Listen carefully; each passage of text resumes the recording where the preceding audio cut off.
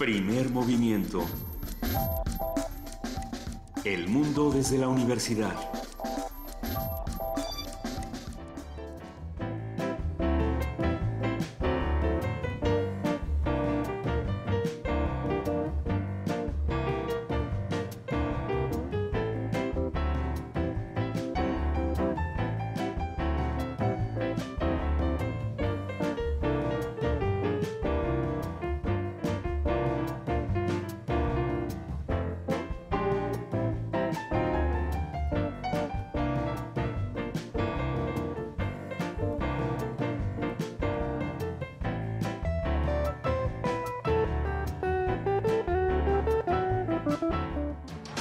Búscanos en redes sociales, en Facebook como Primer Movimiento UNAM y en Twitter como PMovimiento o escríbenos un correo a primermovimientounam@gmail.com.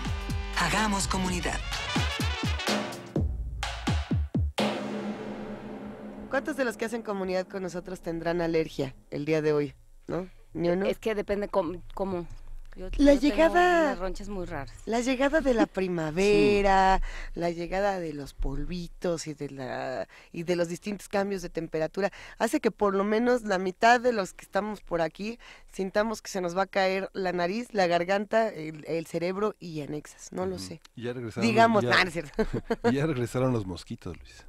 Y además regresaron los mosquitos. Sí. ¿Dónde Saludos.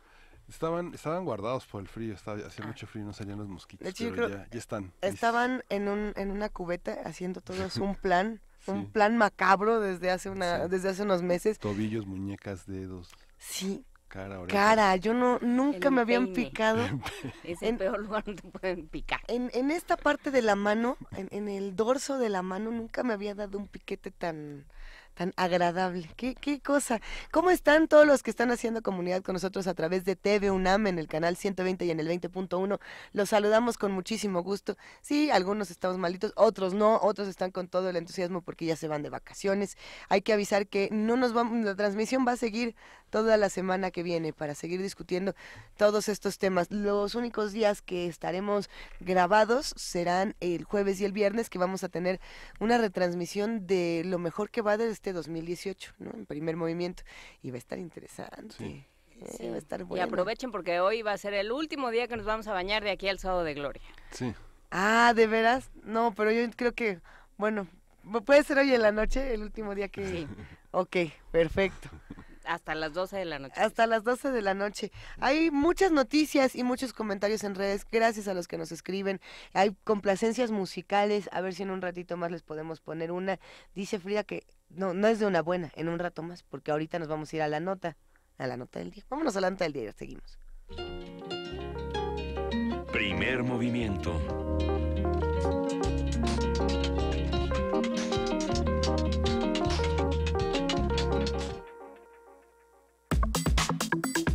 Nota del día.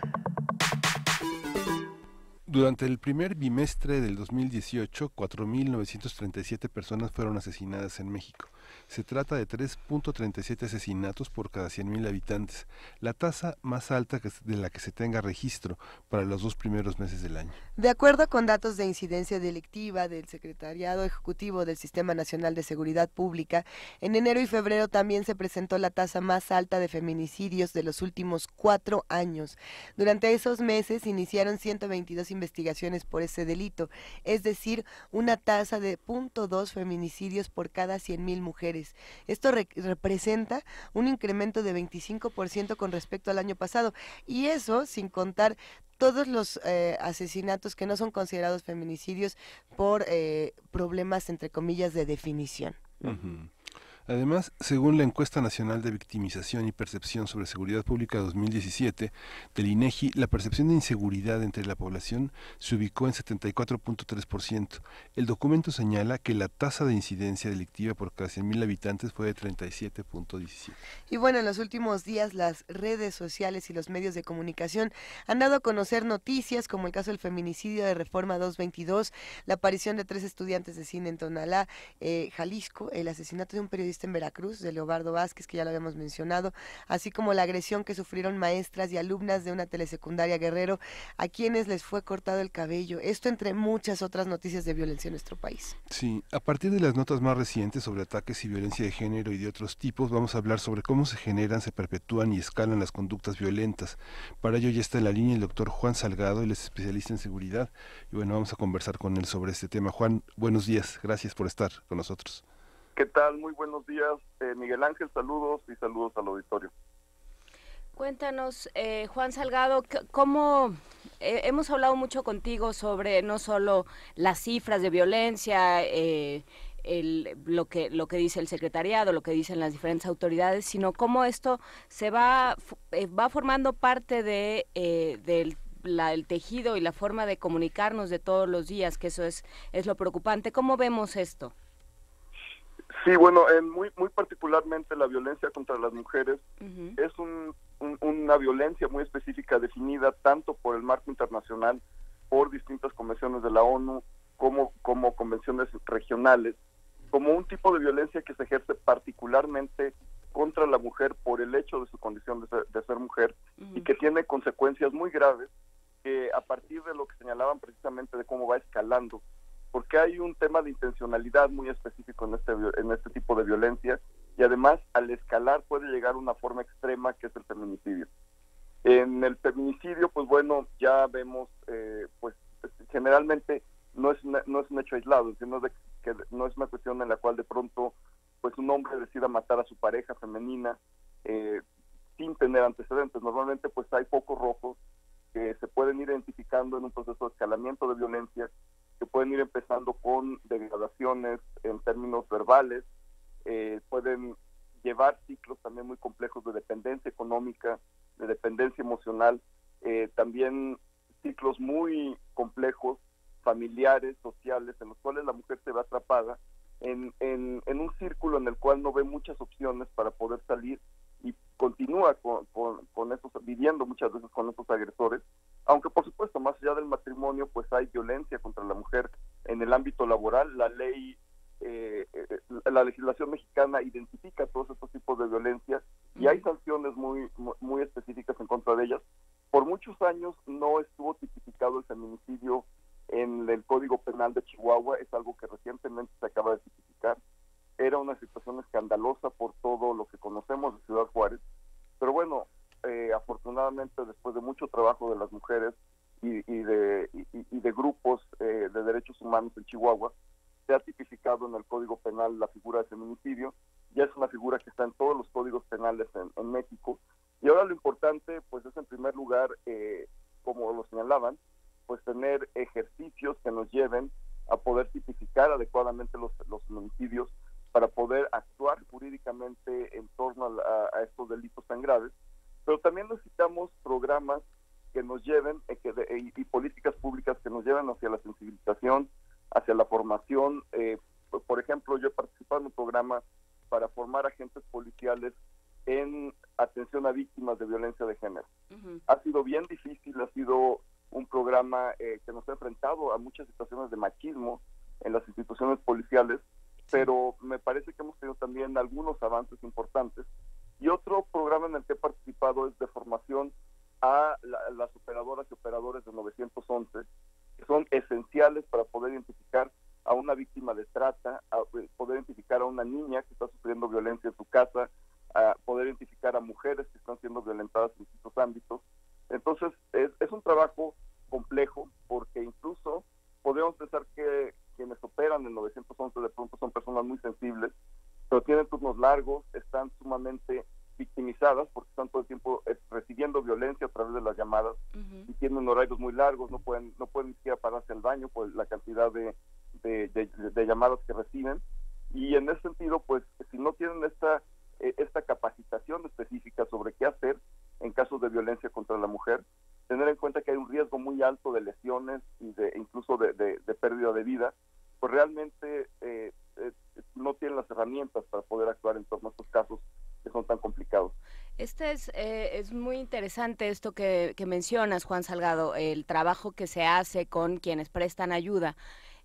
porque bueno, ellos también, o sea, digamos, no vienen, no los importamos de otro planeta donde no existe la violencia, pues también son hijos, también, digo, además de todas estas condiciones adversas de trabajo de las que hablas, también son hijos de alguien, crecieron en un hogar que por las estadísticas pues es probable que sea violento, se han acostumbrado a una cierta forma de entender el lugar de las mujeres, o sea, crecieron en esta misma sociedad, son parte de la misma sociedad que genera violencia.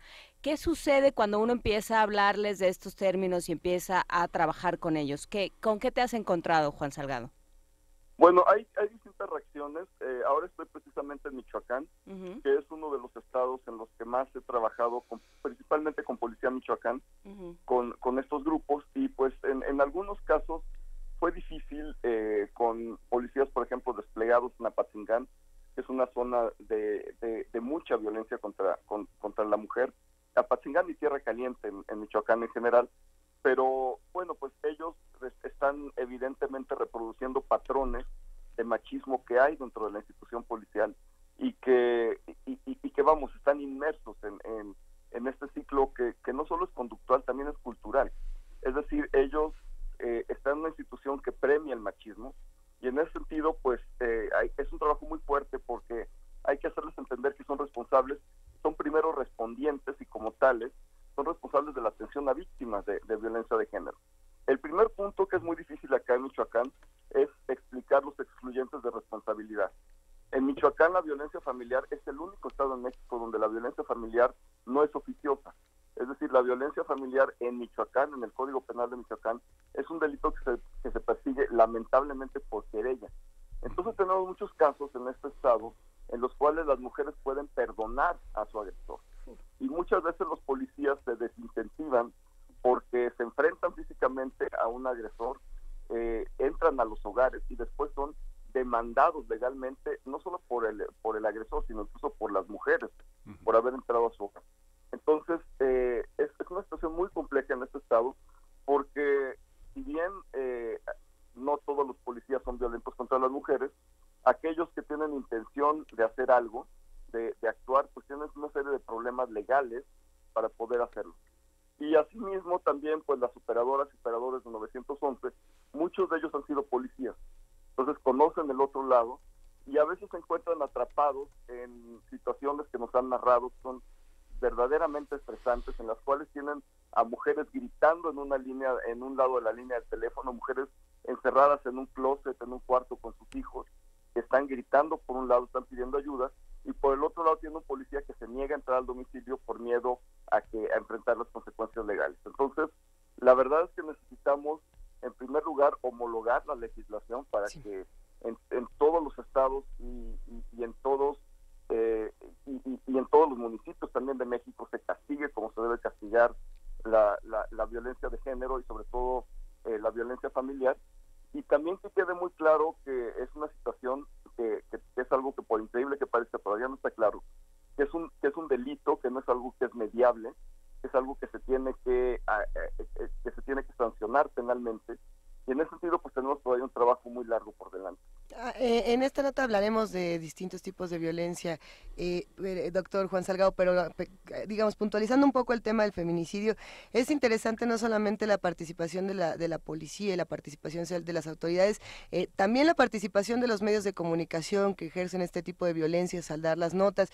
Lo digo pensando en dos casos en particular: el caso del feminicidio en Reforma 222, que fue clasificado como crimen pasional porque el homicida llevaba una carta en la que, bueno, pues ya todos habíamos escuchado, ¿no?, que decía, bueno, es que tú no me vas a arruinar la vida por puta, ¿no?, tal cual. Y en el otro, y bueno, eso era crimen pasional, no es feminicidio, según los distintos medios de comunicación. El otro que llama muchísimo la atención, Juan Salgado, es el homicidio, el feminicidio de Kenny, que en el periódico El Universal se repetían una y otra vez que era la escort venezolana, no importa que sea una mujer, no importa otra cosa. Un hombre, ella es una escort venezolana que, según estas notas, le gustaba caminar por las oscuras calles de Tepito y le gustaban los malos hombres, y entonces en cierta medida hasta se justifica que este personaje al que acusa de haberla asesinado al Pozole, que bueno, sube este video de este sujeto me va a matar y demás, que lo haga, ¿no? Porque pues ella se junta con pura gente mala. ¿Qué hacemos con esta parte de los medios tan agobiante en ciertas ocasiones? Sí, en realidad, bueno, pues tenemos un marco de libertad de expresión que desafortunadamente muchas veces permite. La libertad de expresión no es un derecho absoluto, hay que decirlo, es un derecho que está limitado, tanto en la legislación mexicana como internacional, por el respeto a los derechos de otras personas. Entonces, al no ser un derecho absoluto, los medios tienen la obligación de respetar los derechos a la integridad y a la dignidad de las personas sobre las que están narrando temas tan sensibles. En el caso de la mujer venezolana, me parece que reforzar estereotipos de género pues es algo que da un mensaje erróneo. Es decir, ¿qué es lo que estamos escuchando? ¿Se puede matar a una mujer o es permisible matar a una mujer? ¿Es permisible maltratarla porque se dedica a ejercer la prostitución? Porque es extranjera. Es decir, hay tantas connotaciones tan violentas por parte de esas notas que realmente es lamentable. Ahora hay otro punto. Esta mujer pudo o no pudo haber sido escort, pudo haber sido su trabajo. Así es. Totalmente independiente, es decir, pudo haber sido astronauta, pero de todas formas el punto es que ni siquiera estaba haciendo escort al parecer con su pareja, porque era un señor con el cual pues ya mantenía una relación y una relación terrible con todas las características de dominación, de humillación.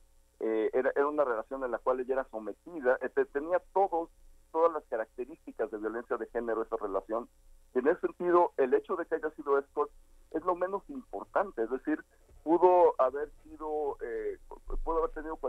cualquier profesión.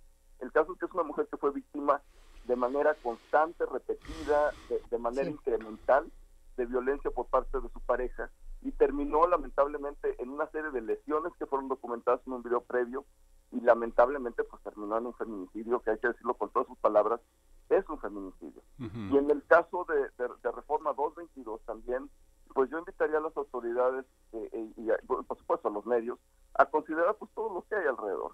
Si se está denostando de esa manera a una mujer, es decir, eso es una de las características del tipo penal. Se priva de la vida arbitrariamente a una mujer por el hecho de su condición de género.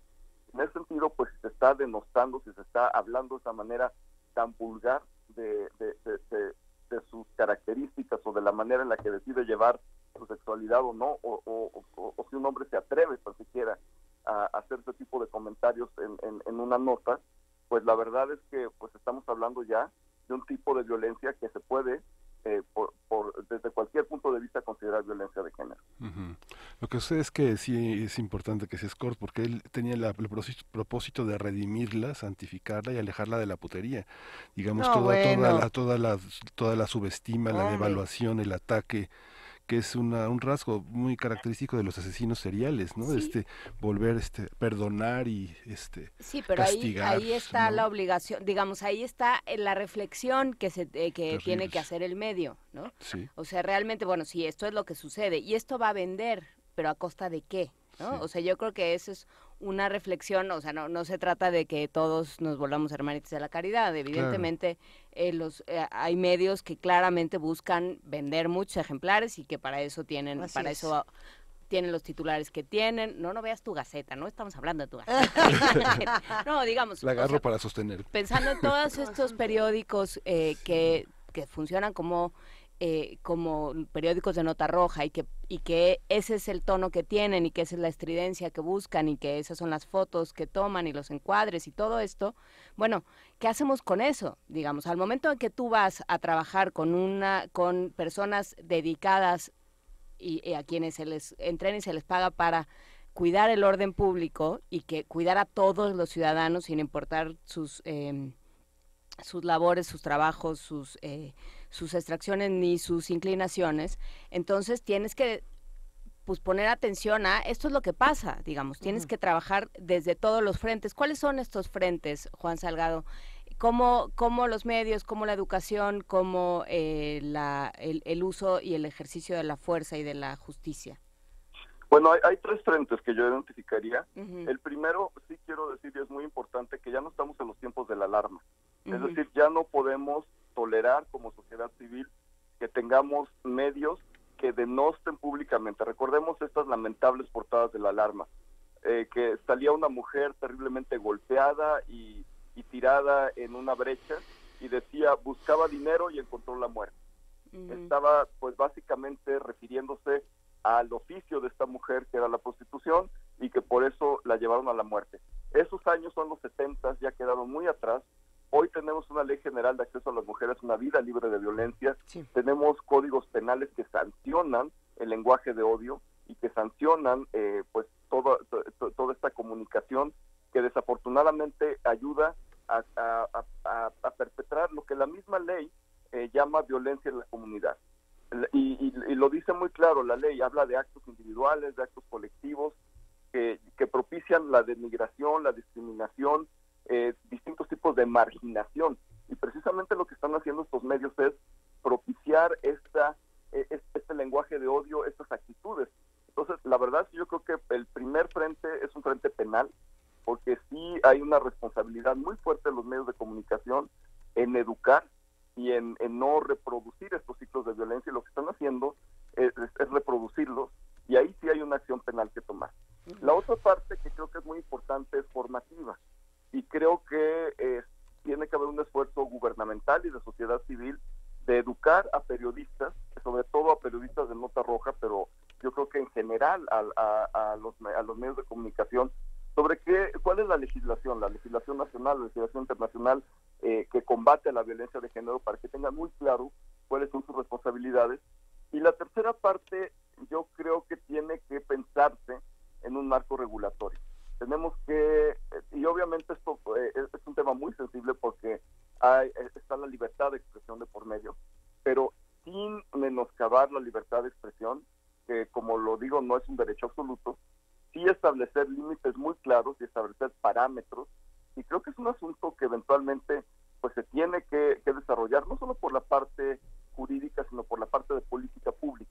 Claro. Es decir, cuáles son las líneas de comunicación que de verdad violentan los grupos de personas en vulnerabilidad. Uh-huh.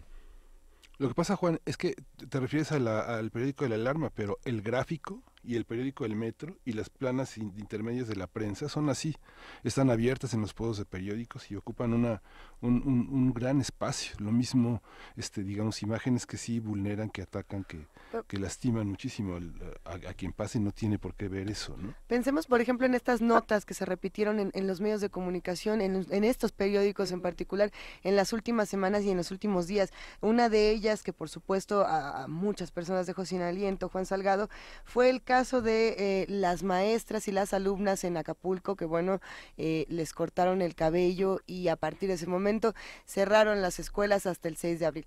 ¿Cómo se resuelve o cómo... ahora sí que en teoría, porque en la práctica no estamos ya tan seguros de qué es lo que está pasando en Acapulco, ¿cómo se tendría que resolver un problema tan fuerte como este, donde las niñas ya no están seguras en sus escuelas?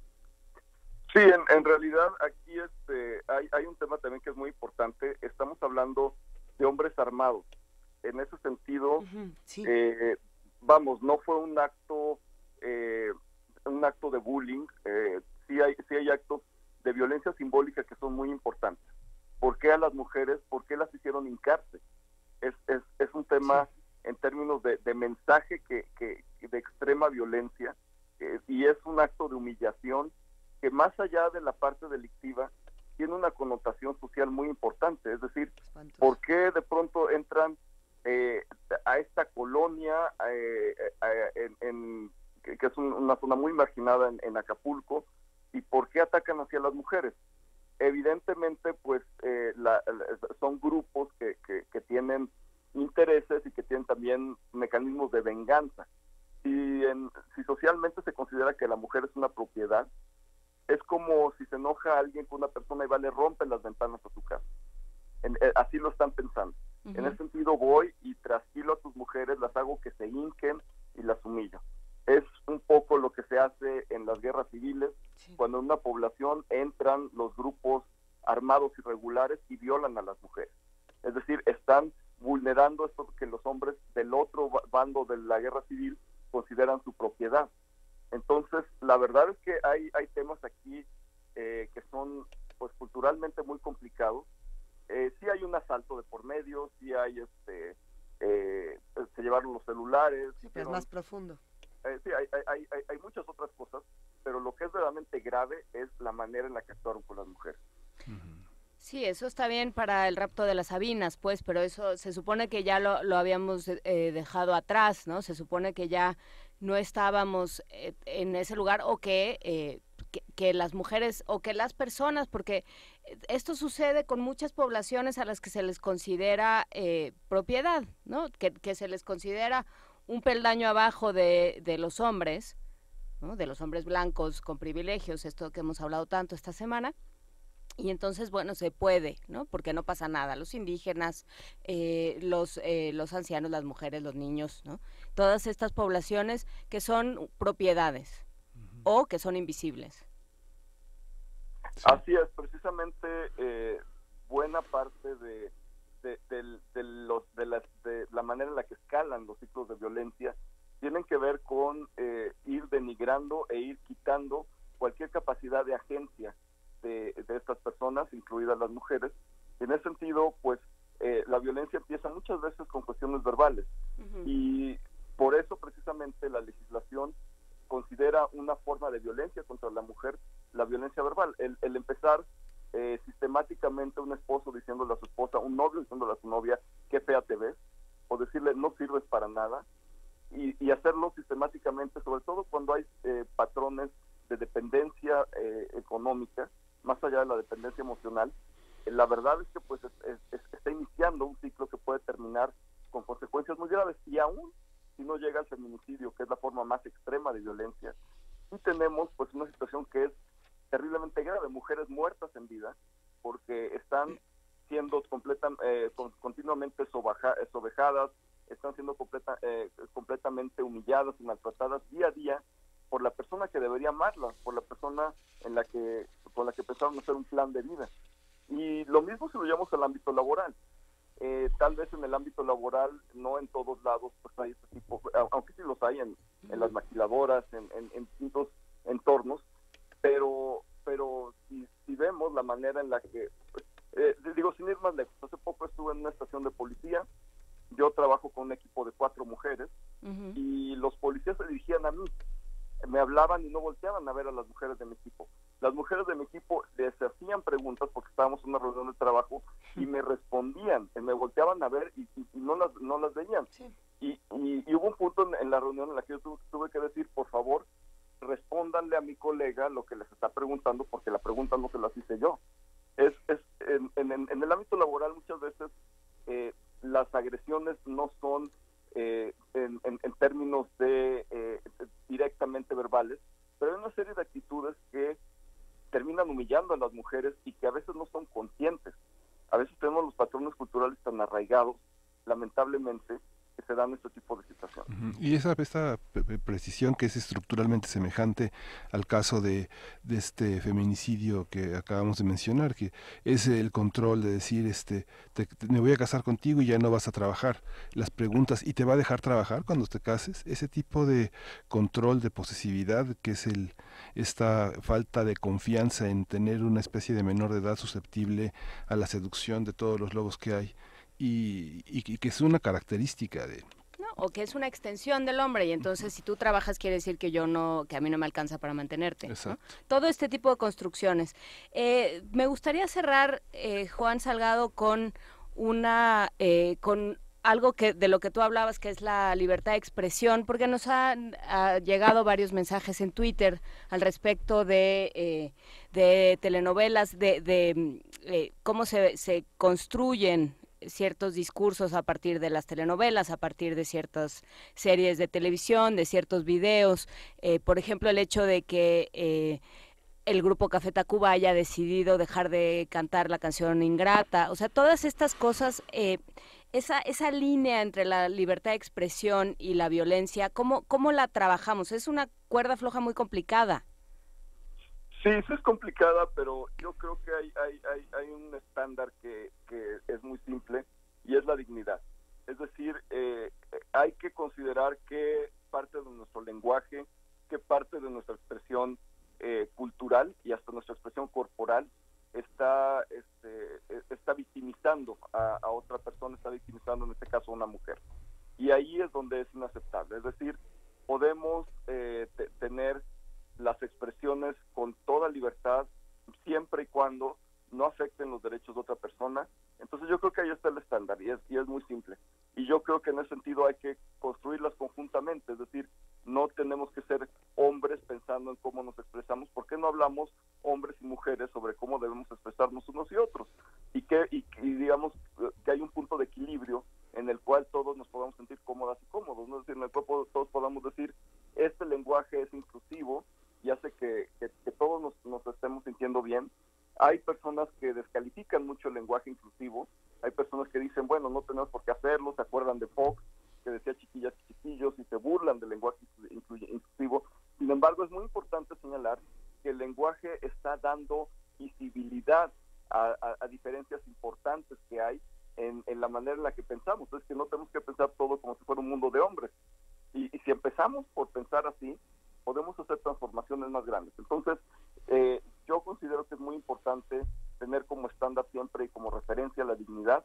Y la dignidad no es lo que yo me imagino que es la dignidad para otra persona. ¿Por qué no le preguntamos a esa otra persona cómo se siente bien? ¿Qué le hace sentir incómodo? Y en ese sentido, pues si yo tengo una persona discapacitada al lado, preguntarle, oye, tal vez estoy siendo muy amable contigo, ¿no te hace sentir incómodo esto? ¿No te hace sentir señalado? Tú dime con toda confianza y lo vamos a tratar. Y haciéndolo así interpersonalmente, podemos romper esas barreras, podemos aprender también mucho. Por supuesto, partiendo del punto de todos somos personas, ¿no? Todos tenemos los mismos derechos, a todos nos protege, nos debería proteger y en eso tenemos que insistir, la misma Constitución y los mismos derechos. Muchísimas gracias, doctor Juan Salgado, profesor investigador del CIDE, gracias por estar con nosotros esta mañana.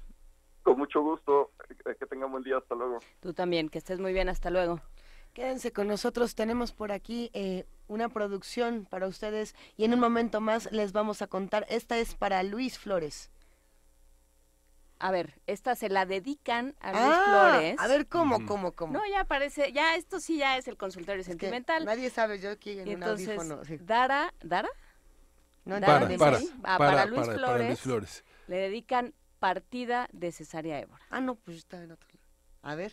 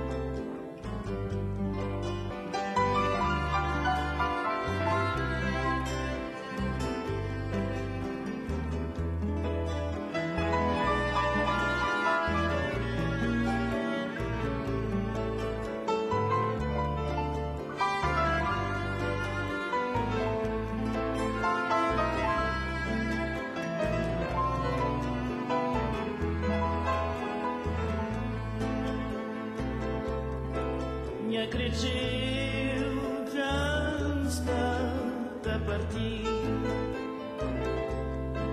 Oi partida, só vou podia separar.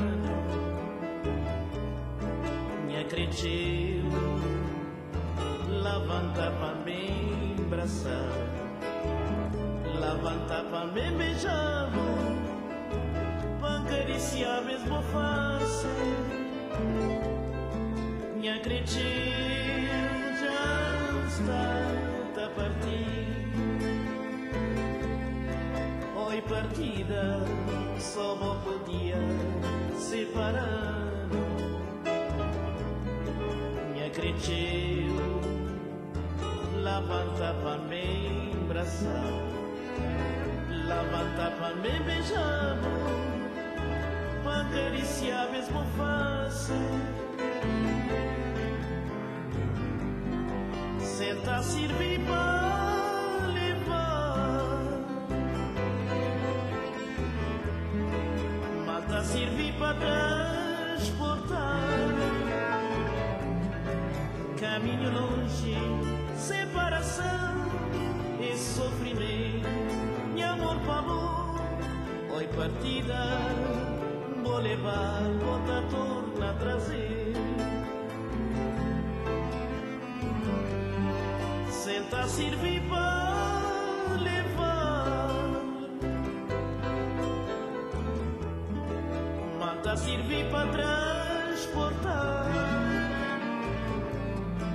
Caminho longe, separação e sofrimento. E amor para amor, oi partida, vou levar, outra torna a trazer. Oi madrugada, imagem de minha alma. Primer movimiento.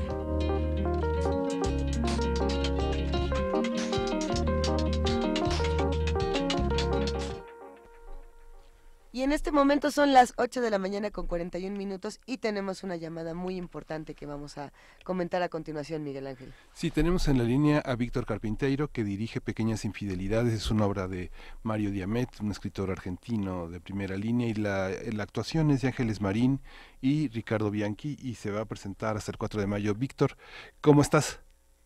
Pues muy agradecido por este espacio que nos brindan en esta mañana, de verdad. Hay como un doble cometido, Víctor, porque bueno, finalmente no han parado de hacer teatro, todo un conjunto que viene del círculo teatral, pero siguen haciendo teatro fuera de casa. El círculo teatral que estaba en la Colonia Condesa fue seriamente afectado por el terremoto y están haciendo teatro para seguir haciendo teatro en una casa propia. Cuéntanos estas dos vertientes, Víctor. Pues mira, yo creo que eso es lo que esta experiencia de casi 15 años de trabajo nos ha llevado a fortalecer de pronto otras vertientes y otras formas de seguir haciendo teatro aún fuera de nuestra casa, como tú bien lo dices. Pues sí, desgraciadamente sufrimos severos daños, lo que nos lleva a una inminente demolición del espacio. Y por otra parte, pues también estoy esperando la respuesta oficial de las autoridades para que certifiquen pues que el inmueble no está en condiciones de reconstrucción, de remodelación, sino de una demolición. Se han tardado los trámites por parte de estos departamentos que dictaminan los estados de los inmuebles, pero bueno, yo espero que muy pronto nos den esta noticia para poder seguir trabajando y pues ya enfocarnos a ver de dónde vamos a sacar recursos, cómo vamos a trabajar para poner en pie nuevamente este espacio que tanto dio al teatro mexicano, a la comunidad, a la cultura. Pero sin embargo, pues mira, el Círculo, afortunadamente, yo creo que después de la Compañía Nacional de Teatro, es la única compañía que en la Ciudad de México que tiene un repertorio y que seguimos trabajando. Ahorita con diferentes montajes nos estamos presentando en Tecámac dentro de un movimiento teatral que están apoyando allá y nos invitaron a formar parte de ese proyecto y cada mes estamos viajando hacia Tecámac con nuestras obras. Por otra parte también estamos ofreciendo teatro en casa en diferentes domicilios que hemos coordinado a través de un compañero actor que nos ha ubicado en diferentes domicilios, y también es una forma de acercar el trabajo del Círculo Teatral a otro público. A ver, Víctor, ¿cómo es eso del teatro en casa? Suena como a tertulia del siglo XIX. Bueno, pues casi, mira, nos reciben en casas, ya sea en jardines, en salas, y bueno, departimos con café, con un vino, se ofrece la función, posteriormente hay una plática que sirve de retroalimentación para el trabajo que acabamos de ofrecer, para que el público también comente, externe su sensación ante esa experiencia, y realmente digo, es una forma eso de acercar a el teatro a un público que de pronto, pues por circunstancias no fue cuando la obra estuvo en cartelera, y sin embargo, bueno, pues es una forma de llegar también, ¿no? Claro, es una forma de llevar el teatro a todos lados. ¿Y dónde se inscribe uno? Me llama mucho la atención esta iniciativa. ¿Dónde inscribe uno su casa o cómo funciona? Mira, pues es hablar, por ejemplo, al teléfono del Círculo Teatral, Ajá. Que es el 55 53 13 83, y ahí, a partir de ahí, pues ya agendamos, digamos, el domicilio, fecha, y bueno, y el anfitrión, pues él hace las invitaciones a sus amistades, con los cuales él desea compartir esta experiencia, y bueno, pueden ser 20, 30 personas, de acuerdo al espacio también con el que se cuente, y bueno, nosotros vamos, y estos donativos pues van para apoyo del Círculo Teatral.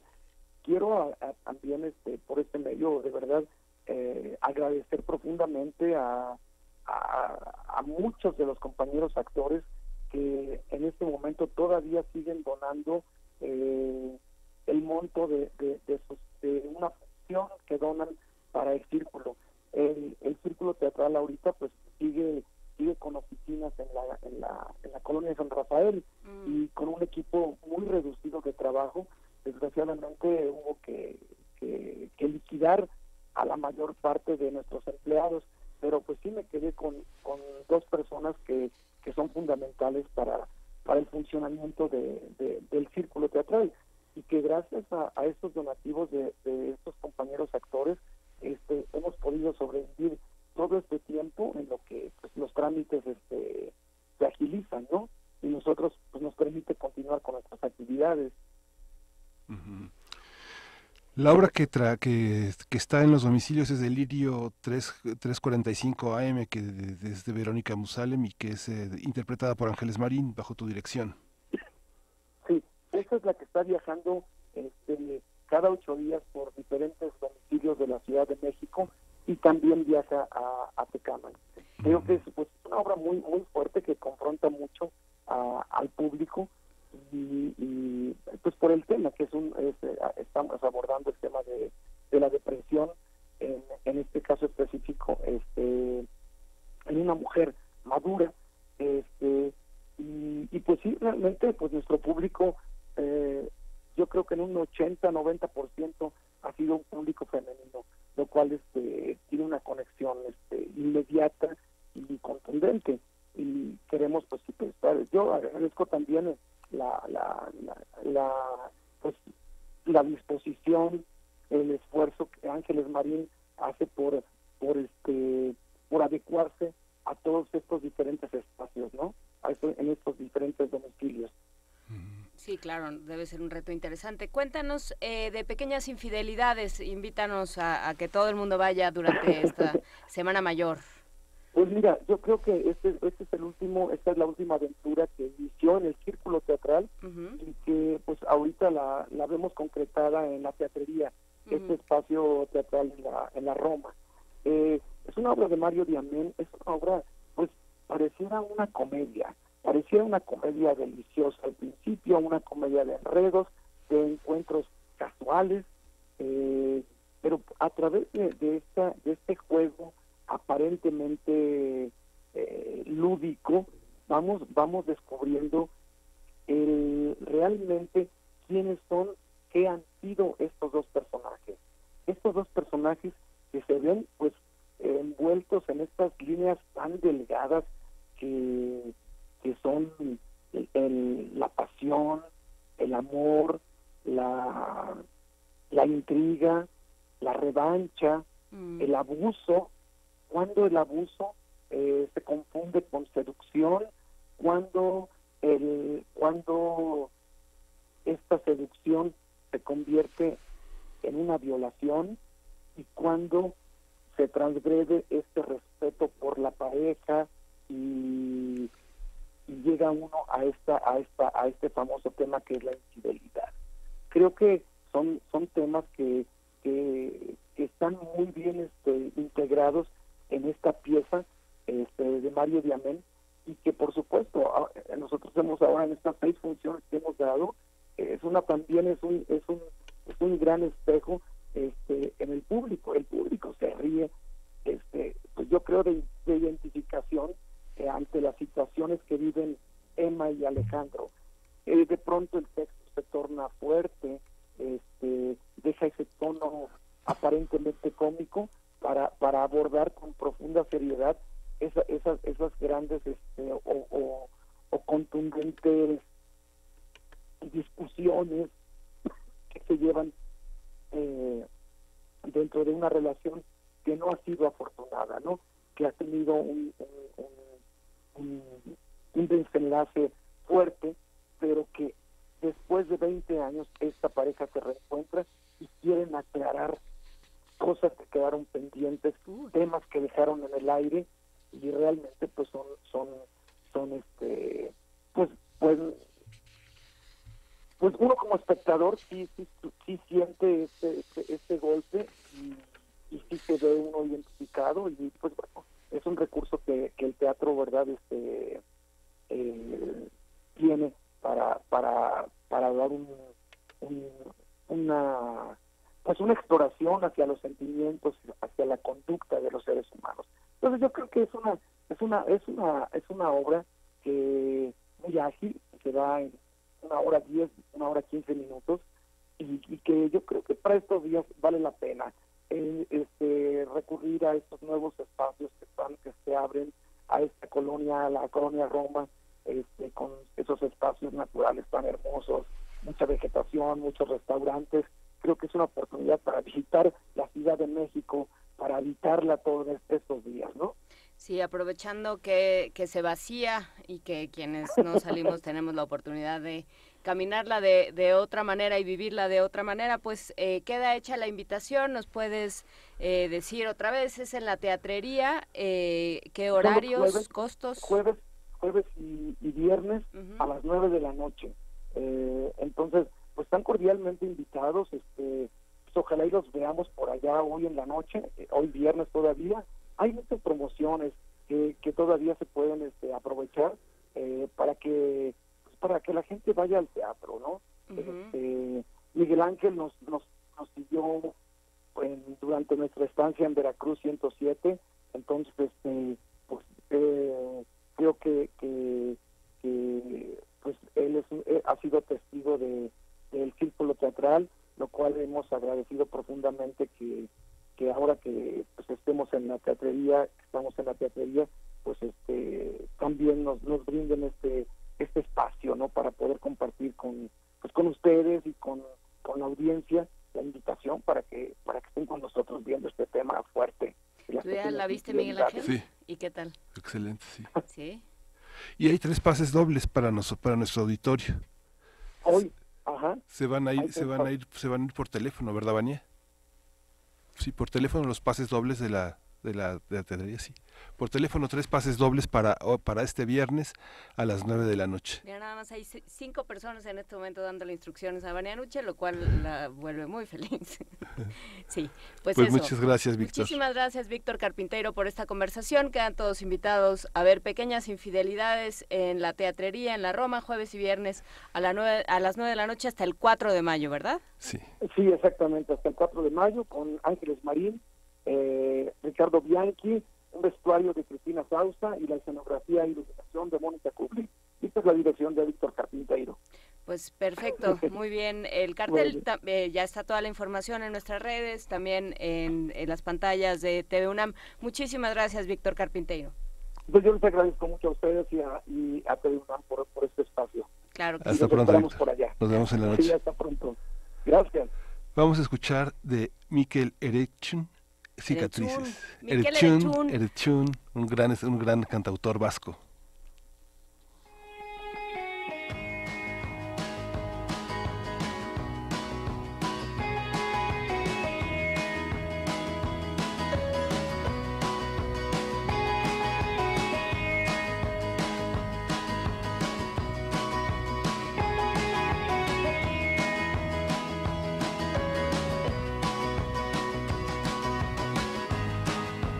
Polvo en el cristal del salón de baile, lágrimas de mar, fuego en el aire y las luces de neón apuntando al corazón. No voy a cambiar, no voy a perder, no voy a caer. Me han crecido alas en las cicatrices. Puedes disparar, puedes ignorar, puedes enterrarme en algún bar. Me han crecido alas en las cicatrices. Nieve en el desván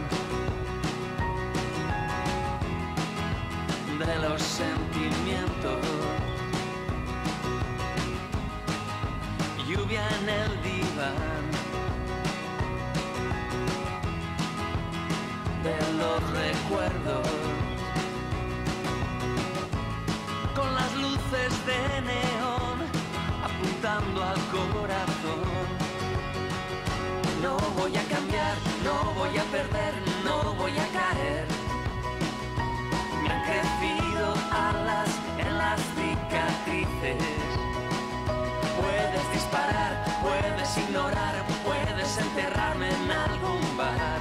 Me han crecido alas en las cicatrices.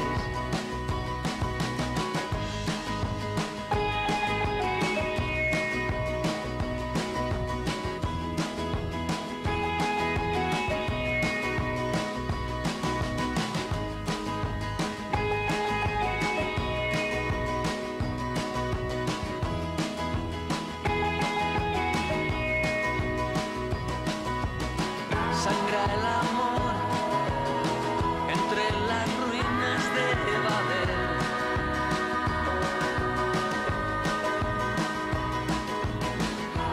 Mírame, fuimos espejos y ahora somos niebla en el desierto. No voy a cambiar, no voy a perder, no voy a caer. Me han crecido alas en las cicatrices. Puedes disparar, puedes ignorar, puedes enterrarme en algún bar. Me han crecido alas en las cicatrices.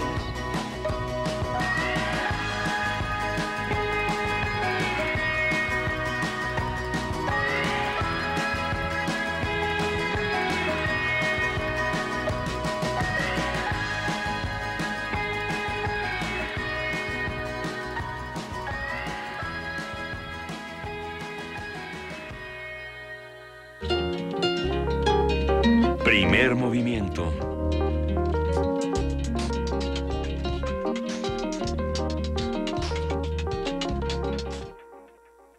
Si ustedes supieran lo que estábamos platicando fuera del aire con esta pieza musical, se reirían con quién nosotros. incluía la conversación que estábamos teniendo? Eso está peor.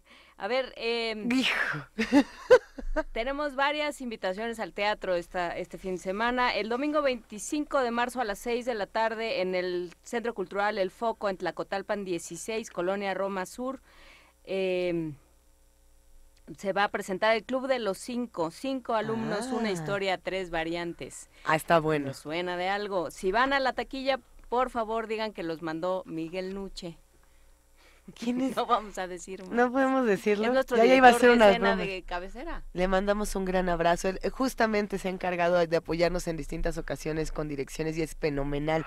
Abrazote a Miguel Nuche y nosotros nos vamos con eso a una pausa aquí en Primer Movimiento. ¿Tenemos boletos también? ¿Otros? ¿Damos más de Sí, una buena? tenemos 3 pases dobles para este viernes 23 de marzo Ajá. a las 20 horas y 3 pases dobles para mañana 24 de marzo a las 18 y a las 20 horas para la obra Juana in a Million, que se presenta en el Teatro Orientación, atrás del Centro Cultural del Bosque, en el Ajá. Limba. Los ganadores deberán presentarse con una copia de su identificación y media hora antes de la función. Hay que hacerlo por teléfono, llamar y pedir estos 3 pases dobles. Es una obra de Vicky Araico y Nir Paldi. La dirección es de Nir Paldi con Vicky Araico. Juana enfrentará su identidad como mujer mexicana al huir a Londres, buscando tomar el control de su destino. Ándale. Para esto Vámonos. nos vamos a una pausa para que dijeran todo esto. Ahora regresamos.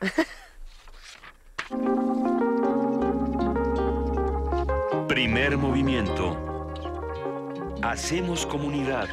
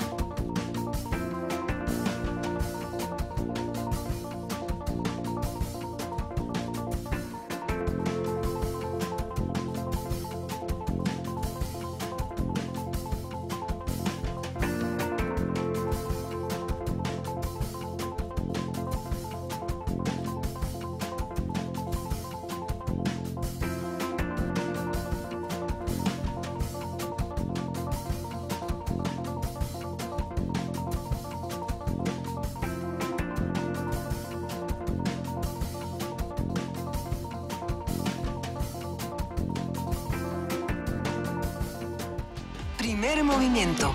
Podcast y transmisión en directo en www.radio.unam.mx.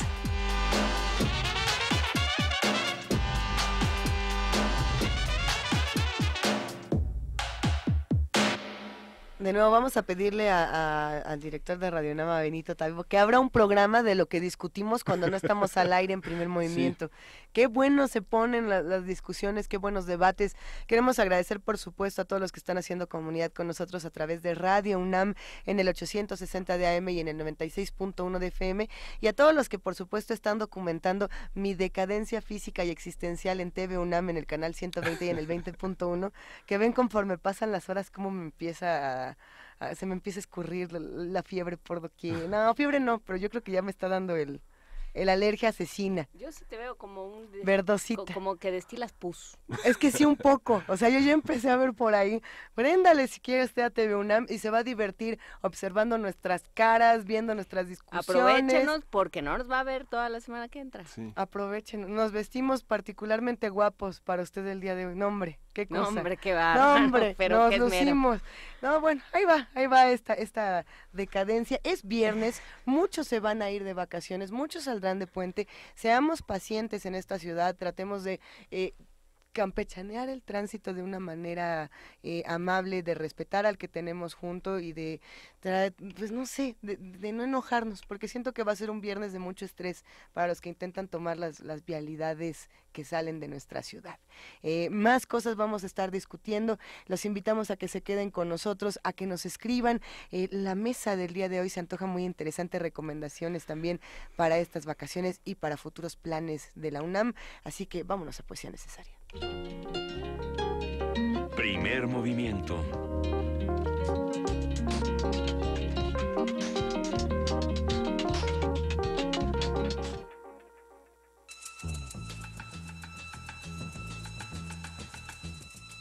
Es hora de Poesía Necesaria.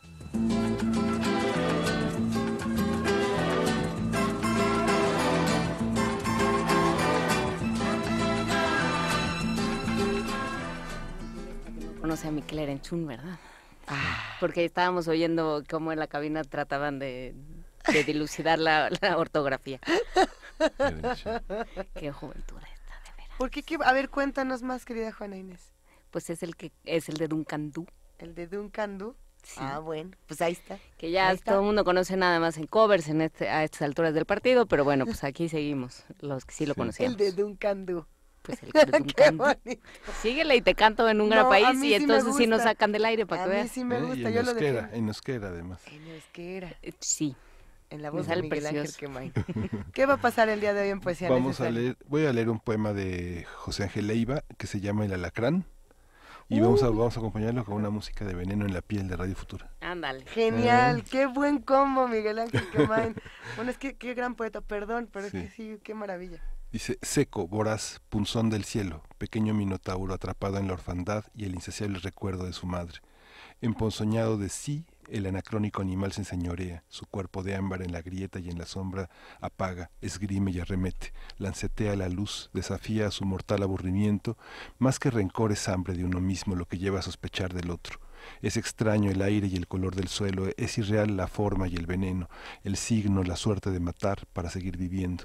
El alacrán pide tributo más que amigos, un apetito ancestral cava en la especie. Si pudiera digerirse él mismo, demostraría que nadie es digno de confianza. Tenaz resentimiento lo devora, haber nacido sin fe, sin optimismo, correr siempre en la pena. Más que envidia es dolor, el puro nervio de existir, deseando siempre dejar de ser la víctima, dejar de ser el miedo. El alacrán se advierte solo, en laberintos de oscuras podredumbres. La vida es un círculo de fuego. Mira soberbio la sombra que dibuja, es la imagen arqueada del silencio, la danzadura engañosa del cangrejo. Es la piedad herida de impotencia, amargo aguijón de la ternura. Con las tenazas desafía al firmamento, no espera redención ni suerte, habrá de sobrevivir a la condena. Será el ángel dragón, saldrá del laberinto en la memoria. No habrá culpa ni dolor de haber ganado el tiempo en cada trozo del amor materno.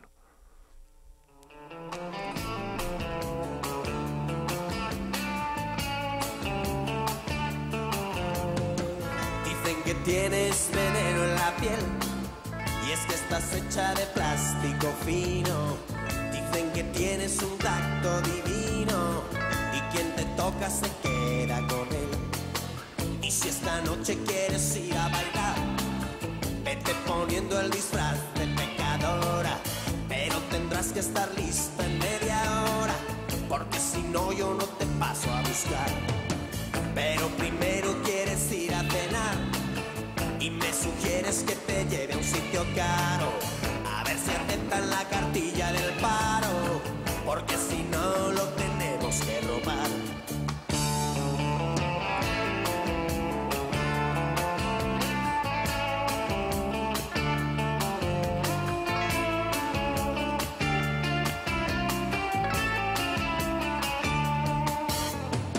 Yo voy haciéndome la cuenta de cabeza y tú prodigas tu sonrisa con esmero y te dedicas a insultar al camarero y me salpicas con espuma de cerveza y aquí te espero en la barra del bar mientras que tú vas haciendo discoteca.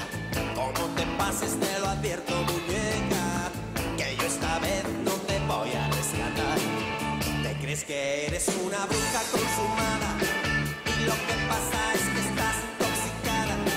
Y eso que dices que ya no tomas nada, pero me dicen por ahí que sí, que sí, que sí, que sí. Y dicen que tienes veneno en la piel y es que estás hecha de plástico fino. Dicen que tienes un tacto divino y quien te toca se queda con él. Dices que yo no soy tu hombre ideal, mientras ojeas con soltura una revista.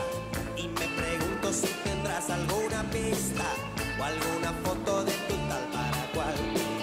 Te crees que eres una bruja consumada y lo que pasa es que estás intoxicada. Y eso que dices que ya no tomas nada, pero me dicen por ahí que sí, que sí, que sí, que sí. Y dicen que tienes veneno en la piel y es que estás hecha de plástico fino. Dicen que tienes un tacto divino y quien te toca se queda con él.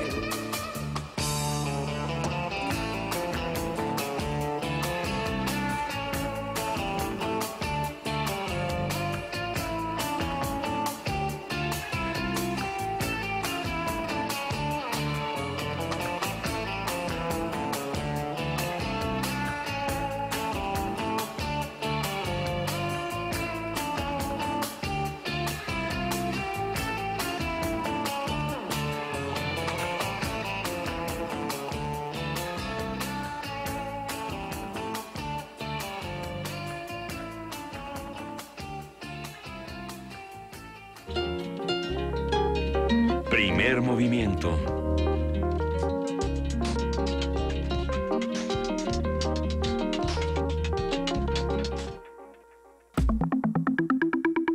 La mesa del día. La Filmoteca de la UNAM fue creada en 1960. Posee un acervo fílmico con gran parte del patrimonio cinematográfico de México y entre sus objetivos está programar películas en los recintos universitarios, así como impartir cursos, talleres y seminarios que contribuyan a la formación de especialistas en restauración, preservación y programación del material cinematográfico. La Filmoteca ha recibido diversos reconocimientos a su labor, como el Gran Premio de Honor de la Academia Mexicana de Artes y Ciencias Cinematográficas al Cine Universitario, la Diosa de Plata Francisco Pina, otorgada por la Asociación Civil Periodistas Cinematográficos de México, y el Ariel de Oro por su labor de preservación cinematográfica, entre otros. Recientemente, la UNESCO entregó a la Filmoteca el reconocimiento Región América Latina y el Caribe por las colecciones cinematográficas testimoniales de la Revolución Mexicana 1898-1932, que fue rescatada, restaurada y preservada por el Archivo Universitario. En 2003, la película Los Olvidados, filmada en México en 1950 por Luis Buñuel, que fue declarada Patrimonio Audiovisual de la UNESCO. Vamos a platicar sobre el trabajo de la Filmoteca de la UNAM, los reconocimientos que se le han dado y sus próximos proyectos con Hugo Smythe, director general de actividades cinematográficas de la UNAM. Se ha desempeñado también como docente, como director de producción en diversas películas y documentales y, como ya estamos platicando fuera del aire, como pues asistente ávido al cine y del cine. Muchísimas gracias por estar con nosotros, Hugo. Buen día. Muchas gracias a ustedes. Buenos días. A ver, ¿qué hace la Dirección General de Actividades Cinematográficas? Pues se encarga de la preservación del acervo que está depositado en la Filmoteca de la Universidad. Es el acervo más grande de cine nacional y de cine iberoamericano que cuenta el país y muy probablemente en toda América Latina. Es un tesoro importantísimo, sobre todo por este reconocimiento que ya tenemos de Memoria del Mundo, Región América Latina y el Caribe.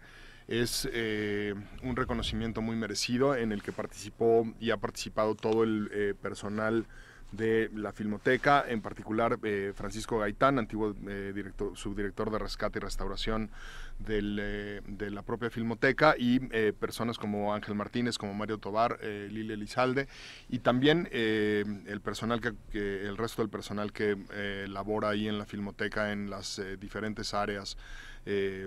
Este acervo específico al que se le otorga el reconocimiento empieza en 1898 con las primeras vistas de cinematógrafo que llegan a levantarse en México, como esta curiosidad científica de los Lumière, que ellos pensaban que no iba a ser como tener mayor éxito comercial.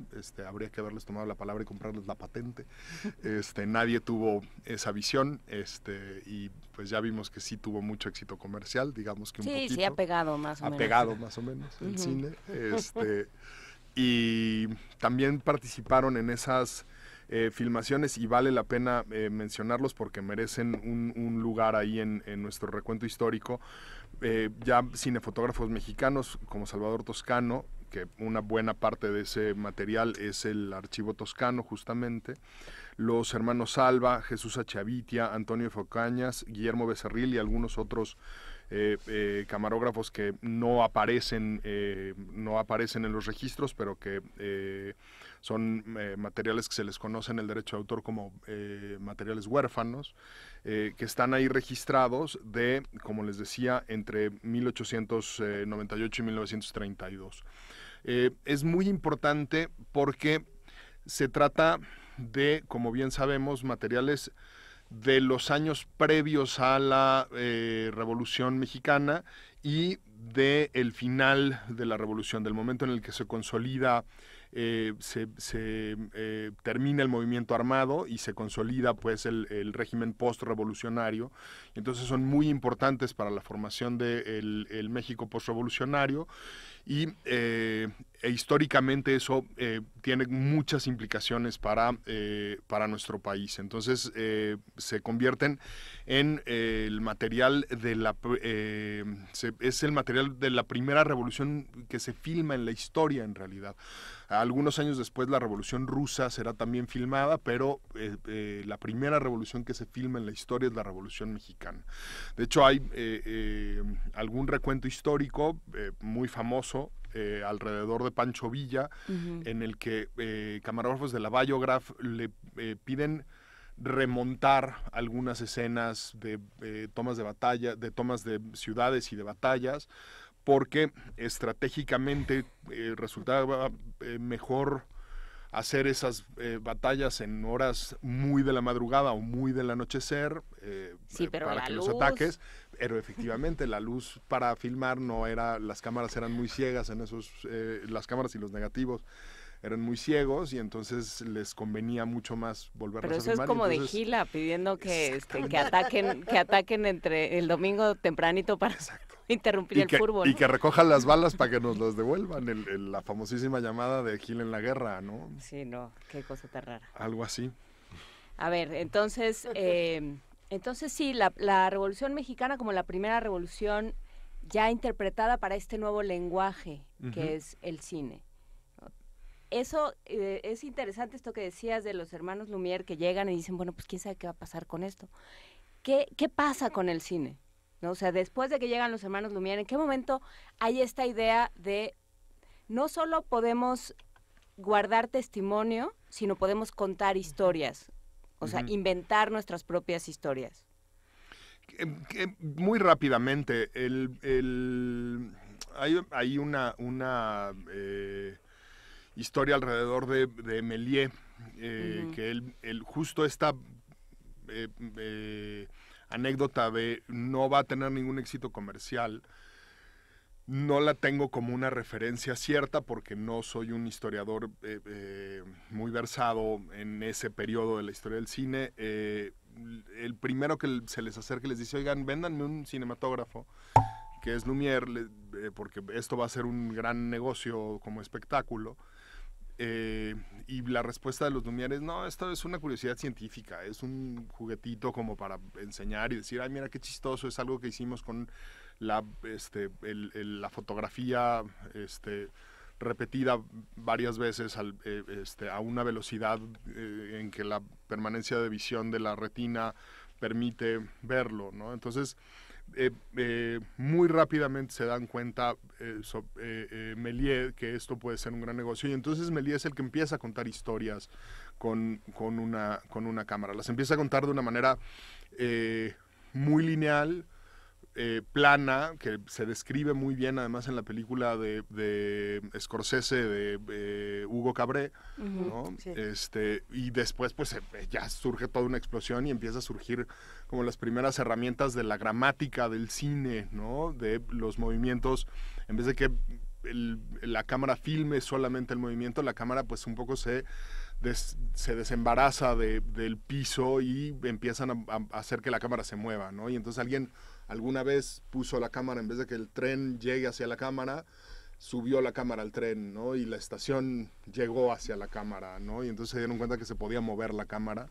Y entonces ahí seguramente se dieron cuenta que se podía hacer un dolly en vez de que se pudiera solamente panear. Y entonces descubrieron que había otra forma dramática de interpretar la cámara. Y entonces alguien seguramente se lo atribuyen a D.W. Griffith, el primer uso dramático de un dolly, ¿no? Bueno, ¿Eso es un riel? Un riel, exactamente, cuando la cámara se mueve de un lugar a otro para describir una escena. Bueno, pues esa es la primera vez que se usa de manera dramática, se lo atribuyen a Griffith.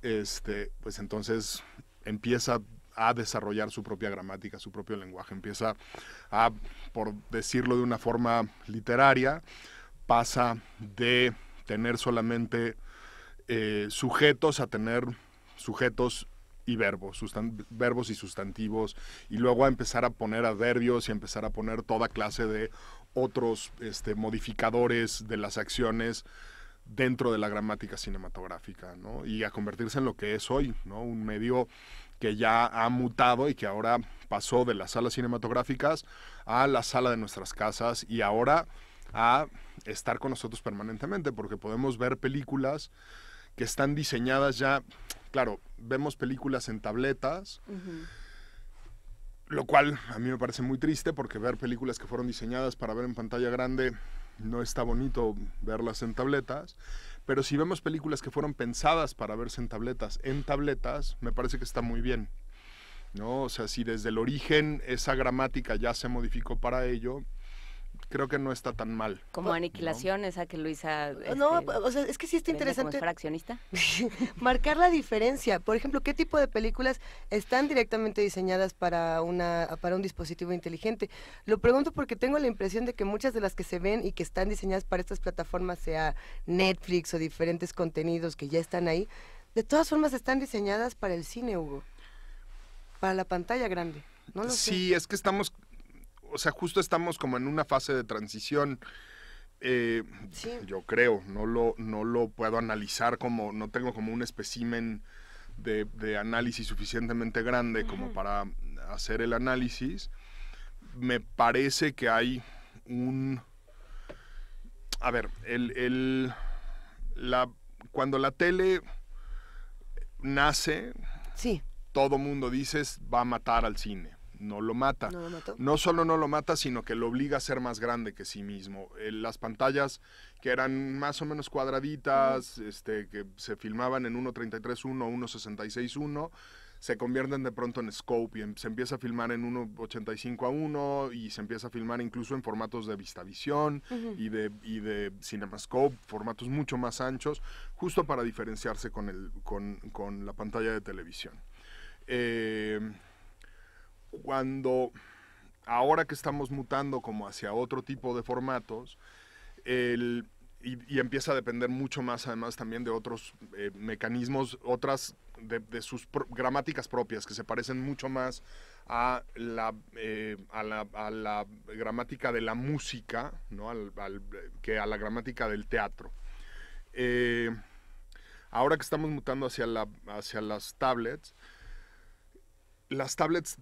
lo que funciona desde mi punto de vista en el contenido directo a casa o en el contenido over the top que le dicen, de nuevo depende mucho más del diálogo, depende mucho más de lo que escuchas que de lo que ves, porque como es más reducido, más pequeño y cada vez más está aquí. Puedes jugar menos con el detalle, puedes jugar mucho menos con el detalle y entonces puedes jugar mucho menos con esta ensoñación hipnótica que tiene el gran cine. O sea, no te imaginas no te imaginas sentado viendo el Doctor Zhivago o viendo, por poner un ejemplo extremo, ¿no? De ese cine justo que no se dejó matar por la televisión, ¿no? No te lo imaginas viéndolo, pero tampoco te imaginas regresando a entender una experiencia cinematográfica como, digamos, el cine de Amat Escalante, ¿no? O sea, ver La Región Salvaje, por más que te la quieran poner por más que la quieras disfrutar en una tablet, no hay manera de que entiendas el cine de Amat si no lo ves en una pantalla grande, ¿no? Entonces, yo creo que ahí va a empezar a diferenciarse otra vez y va a empezar a caminar otra vez y va a desarrollar su propia gramática para esos formatos y va a haber público para todo y va a haber de nuevo un gran espectáculo cinematográfico que se va a mantener en las salas y que va a caminar muy bien en las salas y que va a permitir justo además que el cine de Filmoteca y el cine de catálogo, el gran cine que nosotros custodiamos y que guardamos, se siga viendo y se siga disfrutando como una experiencia magnífica, ¿no? Nos comenta Diogenito en redes, uno de los muchos logros de la Filmoteca es la restauración de La Mancha de Sangre, película emblemática de la filmografía nacional que está en YouTube. ¿Podemos hablar de La Mancha de Sangre? ¿La tienes en el radar? ¿No la tienes en el radar? No la tengo en el radar para hoy. Hoy más bien con las restricciones de tiempo y todo esto. A ver.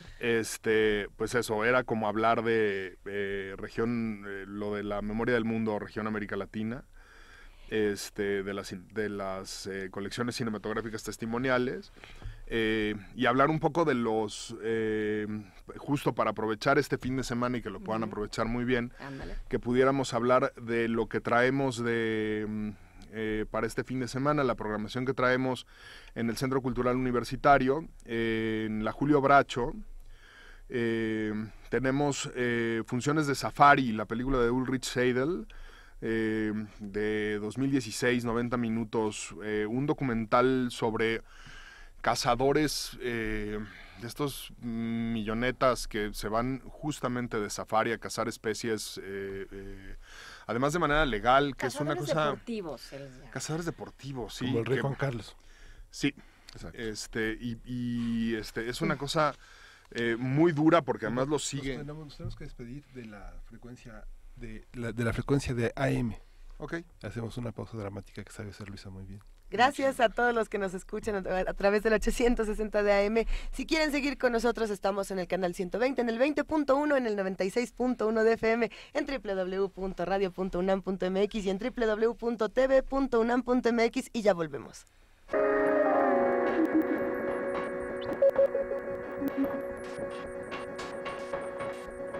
¿Y en qué nos quedamos? En el safari y en la cacería deportiva. Eso, Safari de Ulrich Seidel, tiene ahí, sigue a turistas ricachones, cazadores deportivos, además de manera legal, cazan por trofeo. Es una película muy cruda porque además los ve cazar y los ve cómo se destazan estas especies, y hace como justo esta confrontación de por qué seguir haciendo estas expediciones de cacería. Es una película muy ruda. Estuvo aquí en México en el Festival de Cine de Los Cabos en la edición 2016. La trajeron ellos para su sección verde, su sección green, justo por esta confrontación tan dura que hace ahí ¿Quién te dice que una especie es tuya? ¿No? Que la puedes matar, que puedes matar a un ser impunemente. Sí, justamente, sin ningún sentido además ya, ¿no? O sea, no tiene ni el sentido ritual que tienen algunas sociedades tradicionales, ¿no? Todavía como de, bueno, pues hay que hacer esto porque se convierte en una hierofanía el momento en el que se hace el acto de cacería o algo así, ¿no? Sino que nada más porque pues tengo con qué pagarlo, puedo y me lo permiten, ¿no? Entonces no tiene como ningún sentido. También ahí en el Centro Cultural, en la José Revueltas, pasa La Isla Mínima, y todas estas son funciones viernes, sábado y domingo que van a estar. Es un thriller policíaco en el sur de España, un asesino serial que anda suelto y dos detectives que no se llevan y que tienen una pésima relación, que tienen que resolver ahí sus diferencias para evitar que sigan muriendo jóvenes mujeres. Es parte ahí de la programación que tenemos con ellos. Y en un ciclo de cine de Quebec sobre la francofonía tenemos una casa galería La Leyenda de Jean-Philippe Duval, por si quieren escuchar, ver y escuchar cine en francés de Quebec con un acento distinto, que es también siempre interesante para quienes disfrutan del francés, escucharlo en el acento de Quebec y con algunos acentos, algunas frases distintas que utilizarán los quebequenses, algunas muletillas distintas que seguramente usan.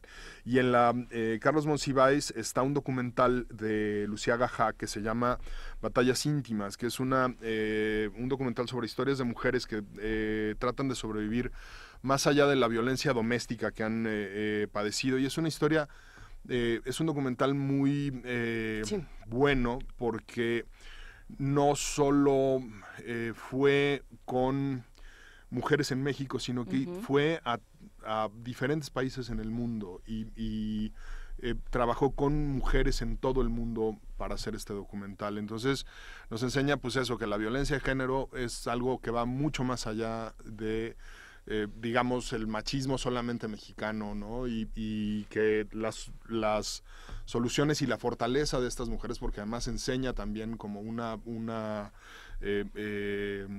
cosa como de fuerza de estas mujeres, de su capacidad de sobrevivir a la violencia, va también más allá de una cuestión de nacionalidades, ¿no? Es muy bueno por eso. En el Chopo tenemos Perfume de Violetas, de Marisa Stach, que es un drama urbano ahí sobre el abuso sexual y la violación. Muy noventero y muy vigente. Sí. Sin duda. Sí, sin duda. Y además relevante porque para la comunidad de la universidad es muy relevante, justo porque pues estamos viviendo casos así y tenemos que ser como muy conscientes y tenerlo presente, y tenerlo presente además como parte de nuestra propia forma de revisarnos a nosotros mismos, creo, ¿no? Entonces siempre tener como estos temas en el debate y tenerlos como parte de nuestra forma de revisarnos a nosotros mismos, creo que es muy importante. Y ahí en el Chopo va a estar Perfume de Violetas, que es además un lugar de cita cinematográfica histórica para la Filmoteca, y que atiende además a una parte de la ciudad que le tiene como mucho cariño al cinematógrafo, que está muy bien. Y también en el Chopo tenemos un ciclo, el cine y el petróleo en México, por 80 años de la expropiación petrolera. Y ahí tenemos dos películas de Gabaldón. Digo, tuvimos más, pero ahorita ya nada más nos quedan dos películas de Gabaldón, que son El Niño y la Niebla y Rosa Blanca. Ahora que cada vez que ponen una película de Xavier Dolan, le decimos que qué bien filma Xavier Dolan. Yo le recomiendo a todo el mundo que vean Rosa Blanca, que es justamente de Gabaldón, en la que Ignacio López Tarso hace un papel estupendo. No saben lo bien que pone la cámara, o bueno, a mí me parece lo bien que pone la cámara Gabaldón en esa película. ¿A qué se refieren los cineastas cuando hablan de poner la cámara? A que lo que describe la cámara te tiene que enseñar la acción que el director quiere que veas, lo que quiere que veas, lo que te quiere enseñar, ¿no? Pero eso no lo están haciendo los actores. Estoy problematizando. Sí, pero la cámara la cámara te lo tiene que describir. La cámara el director te lleva ahí a que lo veas, ¿no? Si tú no lo ves, se enfoca en un gesto, en un momento, ¿no? Exacto, si tú no lo estás viendo, pues entonces no sabes qué está pasando. El actor puede hacer una actuación formidable, y si la cámara está viendo para el otro lado o lo está viendo muy de lejos, pues no importa, ¿no? O sea, tú puedes tener a Gary Oldman disfrazado de Churchill como ahorita, y si tú tienes la cámara afuera, ¿no?, de la ventana, y la ventana cerrada y las cortinas cerradas, pues da exactamente lo mismo que tengas a Gary Oldman. Ya deberían de ser un concurso de quién es el mejor Churchill. Creo que hasta Sara García hizo a Churchill ya a estas alturas, ¿no? Ya a estas alturas. Todo el mundo ha hecho Churchill. En fin. Y en ese sentido, Rosa Blanca creo que es una gran demostración. Tiene un par de planos ahí, en los que resuelve una cantidad de cosas, de una forma limpísima, Gabaldón, que es muy difícil resolver, pero además técnicamente hoy, con el tamaño de las cámaras, la capacidad de meter luces chiquitas que no queman, que no son como muy voluminosas, que no son especialmente complicadas de manejar, etcétera, puedes resolverlo de una manera mucho más fácil. En ese tiempo, con cámaras que eran del tamaño de un Volkswagen y luces que en cuanto las metías rostizabas a los actores, ¿no? Tiene un par de secuencias ahí resueltas de una forma magistral, y creo que vale mucho la pena ver. ¿Cuándo Rosa Blanca en el Chopo? Rosa Blanca en el Chopo está el sábado 24 a las 5 de la tarde en una copia digital, además, que está en muy buenas condiciones, que vale la pena ver. Y también tenemos Esperanza de Sergio Olkovich, que es interesante porque es un ruso que llega a México huyendo de la Revolución Rusa y que además es biografía del padre de Sergio, que es interesante ahí que el hijo filme la biografía de su propio padre. A mí pero además no llega a México, llega a Tabasco. Llega a Tabasco, sí. Eso ya es la locura. Sí, uno se puede imaginar, ¿no? Sí, no, bueno, de la estepa siberiana a la selva tabasqueña sí hay un brinco. ¿Cómo decía? Era Pellicer, que decía, es mi agua, ¿no? No es mi tierra, es mi agua. Bueno, imagínate, ¿no? De la nieve al agua, sí, cosa, sí hay varios grados de distancia. Pues todo eso está en los diferentes lugares donde se extiende la Filmoteca de la UNAM. Está, por supuesto, en aquello que llamamos Cultisur, los que pertenecemos a cierta generación. También está, por supuesto, el Cinematógrafo del Chopo. ¿En el Centro Cultural Universitario Tlatelolco hay algo o no? No, esta semana no tenemos nada en el Centro Cultural Tlatelolco. Perfecto. Y bueno, ya para terminar, cuéntanos, Hugo Villa, nos estabas diciendo fuera del aire que además de ver, como todos, el Mártir del Calvario durante esta semana, que es lo que corresponde, visitar religiosamente a Enrique Rambal y ver si sigue deseando crucificado y todo.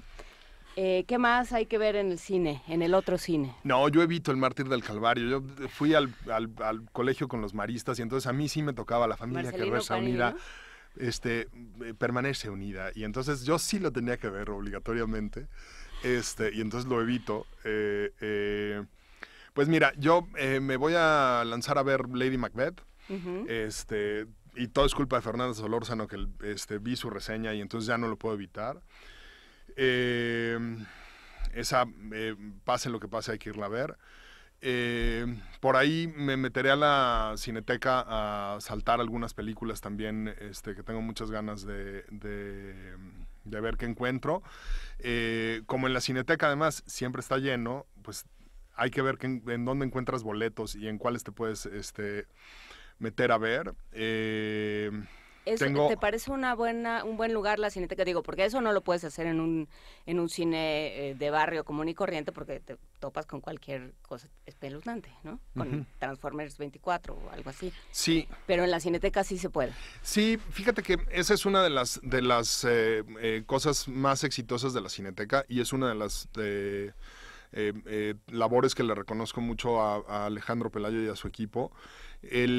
La forma en la que han podido combinar algunos éxitos de la cartelera comercial con la programación más interesante y compleja del mejor cine del mundo, justo les ha permitido una cosa que los exhibidores de cine llaman switch and bait, que es, tú vas por una película y como no encuentras boletos te metes a la siguiente función, y entonces esas siguientes funciones son de cine muy interesante y están llenando esas funciones y están desarrollando un gusto en el cine por el muy buen cine en un público que a lo mejor se acercaba por películas más comerciales a la Cineteca. Entonces eso me parece muy brillante.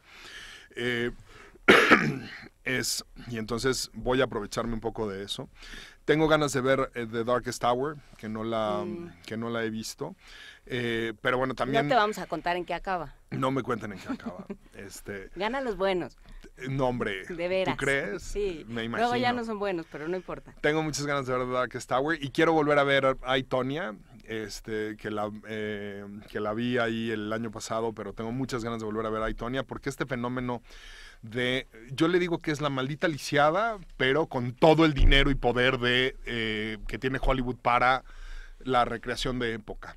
No, y la madre que hace Alison Jenny. es una joya. Allison Janney es una gran actriz a la que se ha reconocido muy poco. Sí. Es una gran actriz. Y esta sed de venganza, no, tiene, yo por eso era esta sed, por eso usaba como esa comparación, porque es esta sed de venganza no voy quién a te la acabar hizo, contigo, sino quién te la paga. Sí, voy a acabar contigo. Oye, Hugo, ¿y algún día veremos el material, el patrimonio de la Filmoteca en streaming? Hay pedacitos, lo tenemos ahí, estamos trabajando en seguirlo digitalizando por lo pronto y seguirlo poniendo en respaldo digital. Los medios tecnológicos son muy complejos de poder sostener para las condiciones en las que estamos trabajando, pero sí, estamos trabajando en ello. Pues muy bien, pues ahí está la Filmoteca de la UNAM. ¿El archivo se puede consultar? Sí, está abierto. Nosotros estamos en los horarios administrativos y los días en los que está la semana que entra no, pero estamos abiertos ahí. Se puede consultar el acervo, tanto de impresos como de material fílmico. Se puede ir a consultar ahí en la Filmoteca, en el Circuito Mario de la Cueva, justo enfrente de Ciencias Políticas, al lado de la tienda de la UNAM. Pueden ir a visitarnos con muchísimo gusto y ahí pueden ver lo que tenemos y los tesoros que guardamos. Y pueden también, cuando vean en TV UNAM, tanto en la página web para descargárselos como en la transmisión al aire, hay un programa muy bonito que conduce Rafa Viña que se llama Maravillas y Curiosidades de la Filmoteca, y ahí pueden ir descubriendo muchos de las maravillas y curiosidades que guarda la Filmoteca. Pues justamente es el archivo que guarda la universidad. También está todo este archivo de cine universitario, ¿no? Del cine donde aparece Ciudad Universitaria. Del cine donde aparece la ciudad desde que se empezó a construir hasta pues muy recientemente, porque como también se guarda el cine que filman los alumnos del CUEC, en realidad es el depósito por su propio estatuto. La Filmoteca es el depósito de toda la actividad fílmica de la universidad. Entonces, fundamentalmente ya ahora es el CUEC el que produce películas. Ya el resto de las facultades pues hacen videos que guardan ellos mismos. Pues tenemos una cantidad inmensa de películas filmadas en y alrededor del campus y de las diferentes instalaciones universitarias, en su momento de las escuelas profesionales y ahora las FES, de las preparatorias y de los campus extramuros, ¿no? Entonces, efectivamente tenemos una cantidad considerable de materiales que enseñan a la universidad en su larguísima historia, en las diferentes casas que ha tenido, incluso previamente a la construcción de Ciudad Universitaria. Hay ¿Tienen algunos cosas materiales del barrio universitario? Pues sí, porque como la Filmoteca recabó justo estos materiales, por ejemplo, de las colecciones cinematográficas testimoniales de la Revolución, hay mucho material de las viejas sedes de las facultades. Hay materiales de medicina, hay materiales de San Ildefonso, hay materiales de arquitectura, ¿no? Hay un montón de esos materiales del barrio universitario que están referidos ya también a los edificios, ¿no? Pues lo vendes muy bien, así es que te van a caer muchos visitantes, esperamos. Qué bueno. Ahí en actividades cinematográficas, que justamente está junto a la tienda UNAM, y bueno, pues ahí están hechas las invitaciones para que acudan al Centro Cultural Universitario, ahí a sus cines, y por supuesto al cinematógrafo del Chopo. Gracias, Hugo Villa Smythe, y ahora sí puedes terminar con tu semana o seguir trabajando como quieras e irte al cine de descanso. Gracias. Que te vaya muy bien. Vamos a escuchar de los tradicionales de Carlos Puebla, 20 años. Es una petición de Edgar Larios.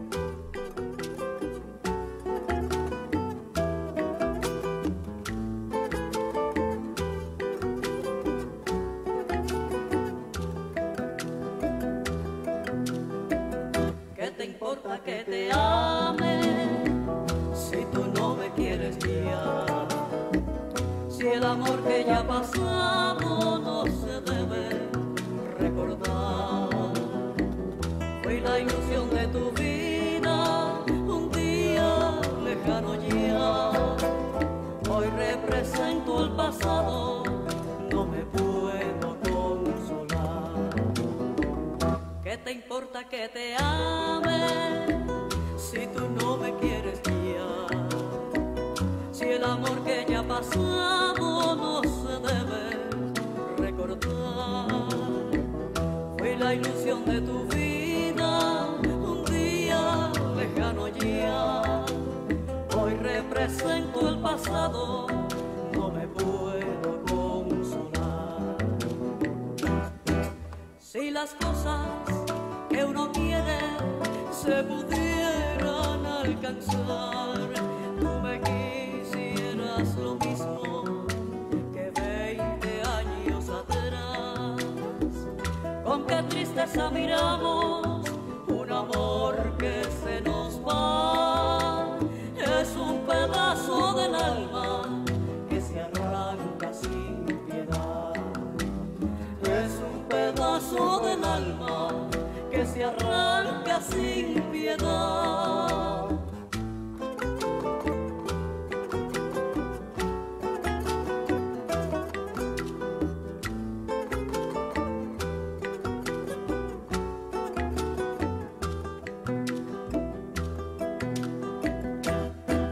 Si las cosas que uno quiere se pudieran alcanzar, tú me quisieras lo mismo que 20 años atrás.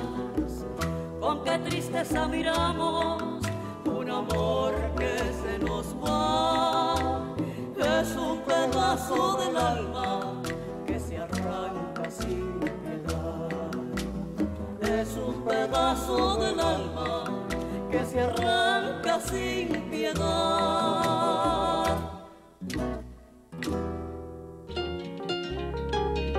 Primer movimiento.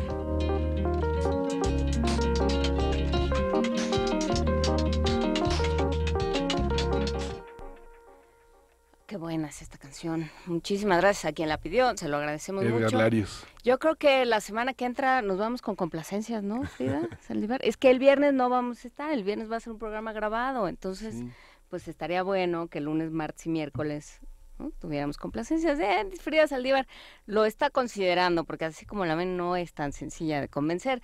Ya Perro Tuitero nos mandó una caja de películas ganadoras del Festival de Cannes. Bueno, nos mandó la imagen, no la caja. Milagro en Milán, Apocalipsis ahora, Pele el Conquistador y sí, la versión de autor de Apocalipsis ahora.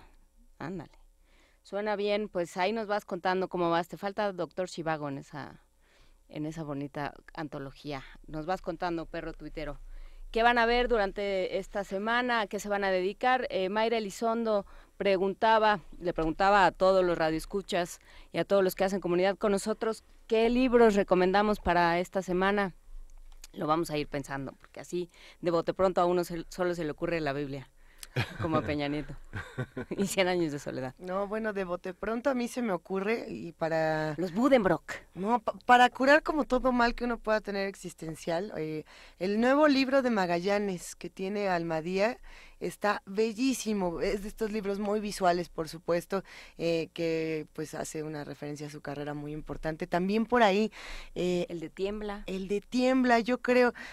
A mí me gusta mucho siempre acudir a Almadía cuando se trata de momento vacacional, sobre todo por el tamaño de los libros, ¿no? Que son libros que te puedes echar en una sentada, digo, larga sentada, pero que te los puedes echar completos y decir, ok, este me llegó.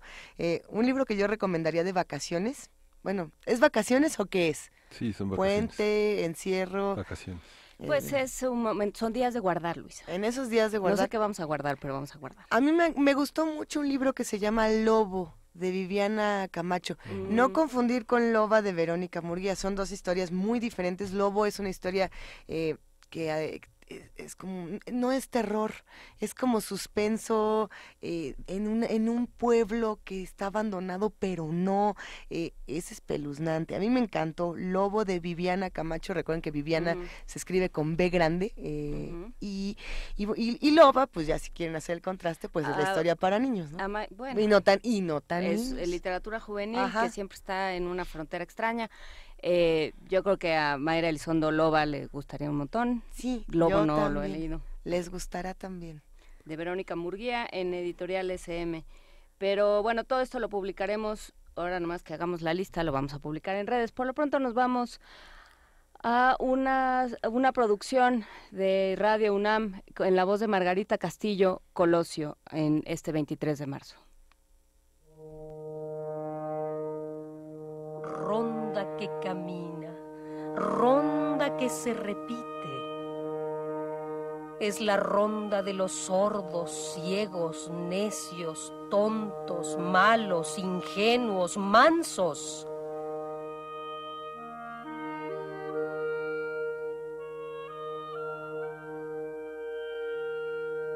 Todos suben y bajan buscando sangre. Todos girando, girando la encuentran. Unos la ofrecen, otros la toman. Y la sangre se derrama. Estos se asustan y gritan, aquellos se complacen y los más no dicen nada.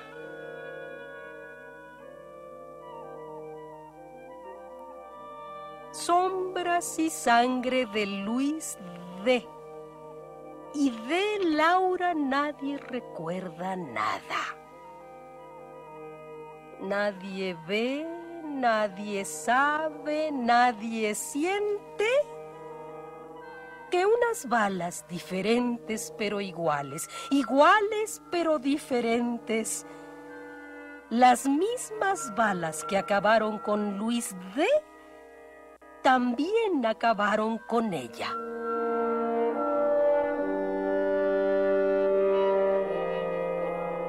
Tumbas solas, tumbas quietas, pero la gusanera vive. Los asesinados apestan. ¡Ah!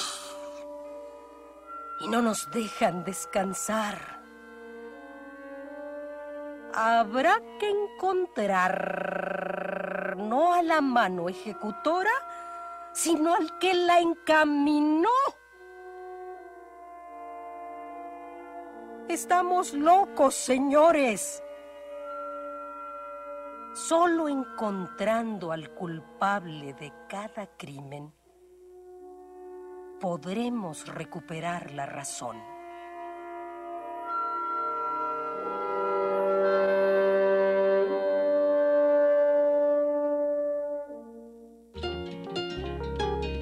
Primer movimiento.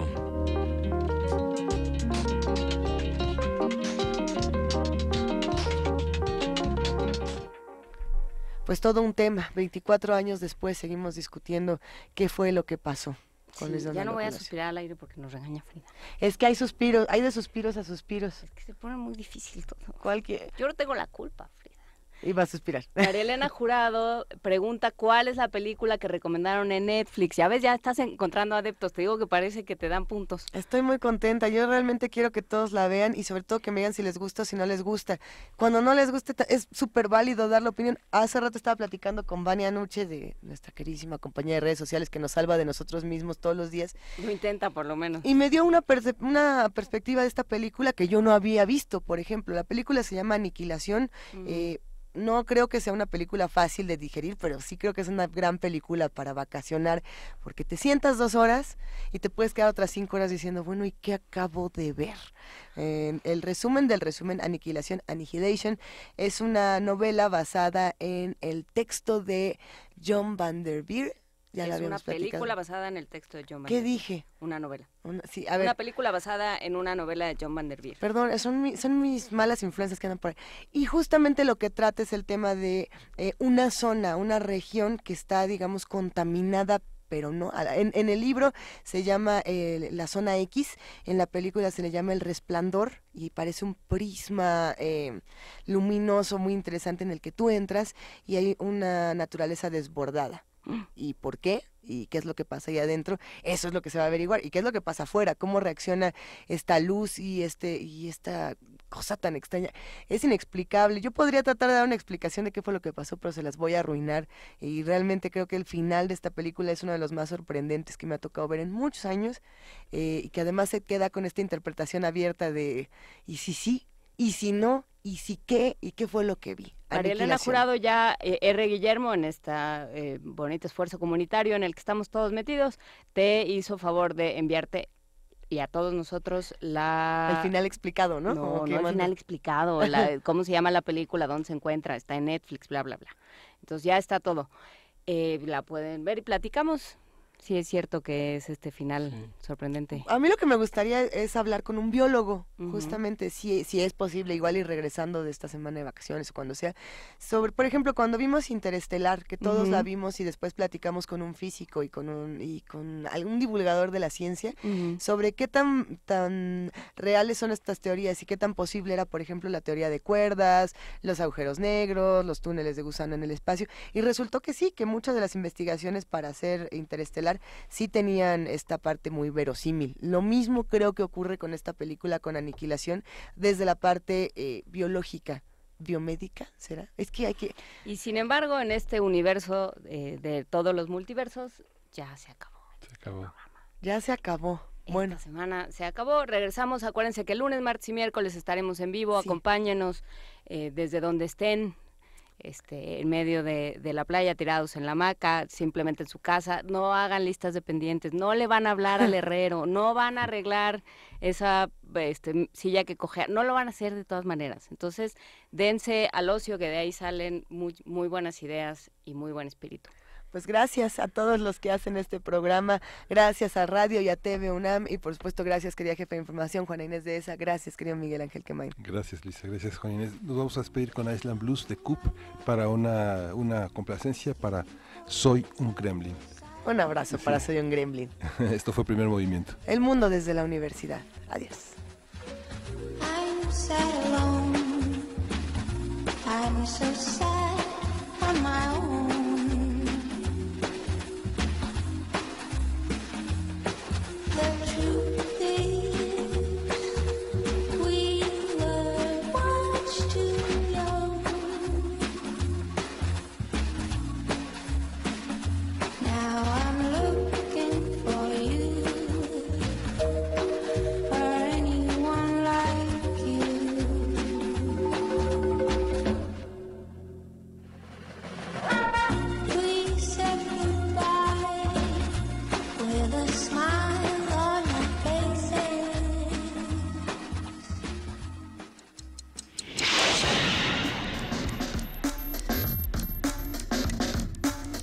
Radio UNAM presentó